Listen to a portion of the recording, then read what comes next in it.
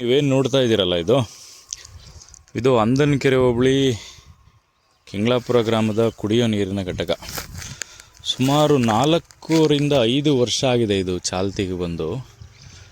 ನೀವೇನಿಲ್ಲಿ ನೋಡ್ತಾ ಇದ್ದೀರಲ್ಲ, ಎಲ್ಲ ಕೂಡ ತುಕ್ಕಿಡ್ದು ಎಲ್ಲ ಈ ಸಿಸ್ಟನ್ನೇ ಪೂರ್ತಿ ಹಾಳಾಗಿದೆ. ನೋಡಿ, ಇಲ್ಲಿ ಗಿಡ ಗೆಂಟೆ ಬೆಳೆದು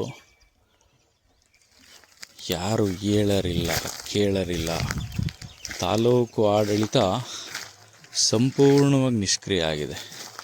ಈ ಬಗ್ಗೆ ಸ್ಥಳೀಯ ಗ್ರಾಮ ಪಂಚಾಯತಿಯು ಕೂಡ ವರದಿಗಳನ್ನು ಮಾಡಿದ್ವಿ. ನೀವೇನಿಲ್ಲಿ ಒಳಗಡೆ ಕಾಣಿಸ್ತಾ ಇದೆಯಲ್ಲ ನೋಡಿ, ನೀವು ನೋಡ್ಬೋದು, ತೋರಿಸ್ತೀನಿ.